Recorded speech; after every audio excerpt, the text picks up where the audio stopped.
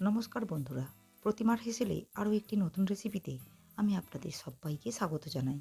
আজ আমি আপনাদেরকে তৈরি করে দেখাবো চিংড়ি মাছের একটি স্ন্যাক্স আইটেম, যেটা বৃষ্টির দিনে চা কিংবা কফির সাথে খেতে দুর্দান্ত লাগে। আজ আমি আপনাদেরকে তৈরি করে দেখাবো চিংড়ি মাছের কাটলেট। খুবই সহজ একটি রেসিপি, যে কেউ এই রেসিপিটি খুব সহজেই বানিয়ে নিতে পারবেন। রেসিপিটি বানাবার জন্য এখানে 250 গ্রাম চিংড়ি মাছ নিয়েছি। মাছগুলো খুব বেশি বড় বা খুব বেশি ছোট না, মিডিয়াম সাইজের চিংড়ি মাছ নিতে হবে। এরপর মাছের মাথা ও খোসা বাদ দিয়ে নিয়েছি। মাছের উপরের দিকে সরু সুতোর মতো নোংরা অংশটা বাদ দিয়ে নিয়েছি, আর মাছ বরাবর এইভাবে কেটে নিয়েছি। কাটলেট বানাবার জন্য সব মাছগুলো এভাবে মাছ বরাবর কেটে নিতে হবে। এখন মাছগুলো ম্যারিনেশন করে নিতে হবে। তার জন্য একটা পাত্রের মধ্যে নিয়ে নিলাম 1 চা চামচ পরিমাণ হলুদ গুঁড়ো, 1 চা চামচ পরিমাণ লাল লঙ্কার গুঁড়ো, পরিমাণ মতো লবণ, দিয়ে দিলাম 1 টেবিল চামচ পরিমাণ সর্ষের তেল। এরপর দিয়ে দিলাম 1 টেবিল চামচ পরিমাণ আদা, রসুন, কাঁচা লঙ্কা ও ধনেপাতা বাটা। দিয়ে দিলাম সামান্য পরিমাণ পাতিলেবুর রস। এরপর মাছের ফিলেগুলো দিয়ে মশলার সাথে খুব ভালো করে মিশিয়ে নিতে হবে।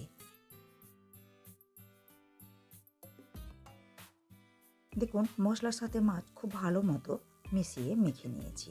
এখন এটা ফ্রিজে 1 ঘন্টা রেখে দিতে হবে। 1 ঘন্টা পর ফ্রিজ থেকে মশলা মাখানো মাছগুলো বার করে নিয়েছি। এরপর এর মধ্যে দিয়ে দিলাম 1 টেবিল চামচ পরিমাণ কর্নফ্লাওয়ার। আবারও সমস্ত উপকরণগুলো নাড়াচাড়া করে খুব ভালো মতো মিশিয়ে নিতে হবে। দেখুন, সমস্ত উপকরণগুলো খুব ভালো মতো মিশিয়ে নিয়েছি। কাটলেট বানাবার জন্য ডিমের ব্যাটার লাগবে। এর জন্য একটা বাটির মধ্যে একটা ডিম ভেঙে নিয়ে নিলাম। ডিমের মধ্যে দিয়ে দিলাম পরিমাণ মতো লবণ, দিয়ে দিলাম 1/2 চা চামচ গোলমরিচের গুঁড়ো। এরপর ডিমের সাথে সমস্ত উপকরণগুলো খুব ভালো করে মিশিয়ে নিতে হবে। দেখুন, ডিম খুব ভালো মতো ফেটিয়ে নিয়েছি। এখন কাটলেটগুলো তৈরি করে নিতে হবে। এর জন্য মশলা মাখানো মাছগুলো প্রথমে ব্রেড ক্রাম্বসে খুব ভালো করে কোট করে নিতে হবে। দেখুন, ব্রেড ক্রাম্বস দিয়ে খুব ভালো মতো কোট করে নিয়েছি। এখন এই কোট করে নেওয়া মাছটা ডিমের গোলায় খুব ভালো করে চুপিয়ে নিয়ে আবারও একবার ব্রেড ক্রাম্বস দিয়ে খুব ভালো করে কোট করে নিতে হবে।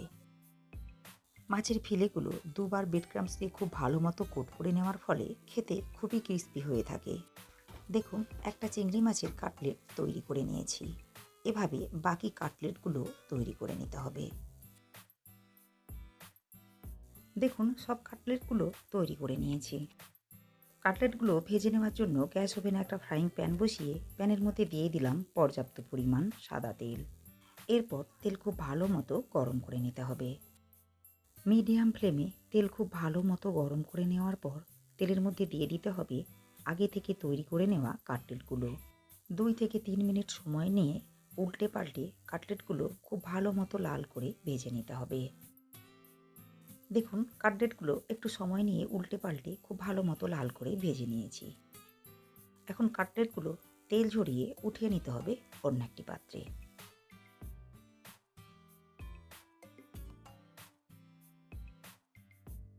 পরের ব্যাচের কাটলেটগুলো এভাবেই ভেজে নিতে হবে। মিডিয়াম ফ্লেমে একটু সময় নিয়ে কাটলেটগুলো উল্টে পাল্টে লাল করে ভেজে নিতে হবে। পরের ব্যাচের কাটলেটগুলো খুব ভালো মতো লাল করে ভেজে নিয়েছি। তেল ঝরিয়ে উঠিয়ে নিলেই তৈরি হয়ে যাবে চিংড়ি মাছের কাটলেট। রেসিপিটা বাড়িতে একবার হলেও বানাবেন, আর খেয়ে কমেন্ট করে জানাবেন রেসিপিটা আপনাদের কেমন লেগেছে। রেসিপিটা ভালো লাগলে লাইক ও শেয়ার করবেন। ক্রিসপি এই স্ন্যাক্স রেসিপিটি ফেসবুক থেকে দেখলে পেজটিকে ফলো করে নেওয়ার অনুরোধ রইল।